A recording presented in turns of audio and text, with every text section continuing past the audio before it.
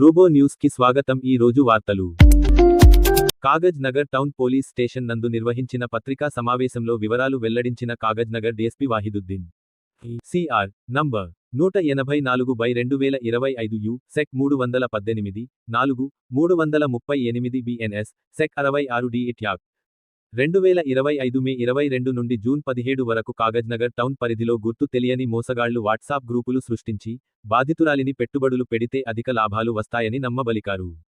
Fake trading స్క్రీన్షాట్లు మరియు తప్పుడు హామీలతో బాధితురాలిని తప్పుదారి పట్టించి వివిధ బ్యాంకు ఖాతాలకు మొత్తంగా రూ.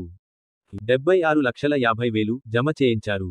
తరువాత మోసగాళ్లు బాధితురాలిని గ్రూపుల నుండి తొలగించి మొత్తం గ్రూపు సమాచారాన్ని కూడా డిలీట్ చేశారు.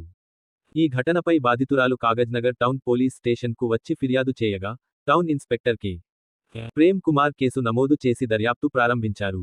దర్యాప్తు భాగంగా A1, A2లను ఇంతకు ముందే అరెస్ట్ చేయగా వారి ఇచ్చిన వివరాల ఆధారంగా ఇతర నిందితులను గుర్తించారు.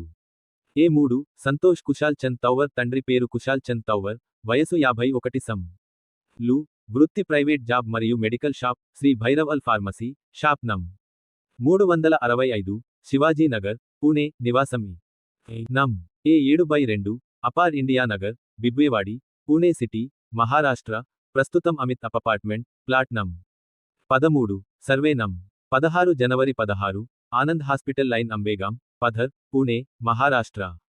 ఇతను బ్యాంక్ నందు లోన్ ఇప్పిస్తుంటాడు. అందువల్ల బ్యాంక్ అకౌంటు హోల్డర్స్ తో పరిచయాలు ఎక్కువగా ఉండటం వల్ల వాళ్లతో మాట్లాడి వారిని ఒప్పించడానికి మధ్యవర్తిగా ఉండి హర్షత్ తపాడియా మరియు ధనాజీతో కలిసి సైబర్ మోసాలు చేయాలనే యత్నంలో పాల్గొన్నట్లు మేధా దేశ్పాండే పేరుతో యాక్సిస్ బ్యాంక్లో ఖాతా తెరిపించి మోసపూరిత స్టాక్ ట్రేడింగ్ లావాదేవీలు జరిపినట్లు ఒప్పుకున్నాడు.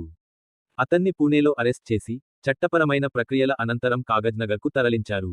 A4 పటేల్ ధవల్ కుమార్ గండాలాల్ తండ్రి పేరు గండాలాల్ శంకర్ దాస్ పటేల్, వయసు 24 సంవత్సరాలు, వృత్తి హావెల్ సర్వీస్ సెంటర్, ఎలక్ట్రీషియన్ పని, నివాసం A511, రాధే గోవింద గ్యాలక్షి ఆప్, గోవర్ధన గ్యాలక్షి బంగ్లా, సాల్బీ హాస్పిటల్ దగ్గర, అహ్మదాబాద్ సిటీ, గుజరాత్ రాష్ట్రం. మరో నిందితుడు పటేల్ ధవల్ కుమార్ గండాలాల్ 24, ఎలక్ట్రీషియన్, RO అహ్మదాబాద్. ఇతన్ని అహ్మదాబాద్లో పట్టుకుని కాగజ్ నగర్కు తరలించారు. అతను జై పటేల్, అశోక్ కుమార్, జిగర్ పటేళ్లతో కలిసి సోమనాథ్ ఎంటర్ప్రైజెస్ పేరిట నకిలీ వ్యాపార పత్రాలు, ఫోటోలు సృష్టించి యాక్సిస్ బ్యాంక్ సేవింగ్స్ అకౌంట్ మరియు బంధన్ బ్యాంక్ కరెంట్ అకౌంట్ తెరిపించి వాటిని మోసపూరిత లావాదేవీల కోసం ఉపయోగించినట్లు ఒప్పుకున్నాడు.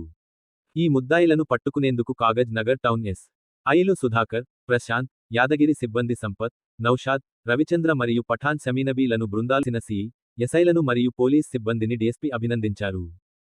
మళ్లీ వార్తల్లో కలుస్తాం.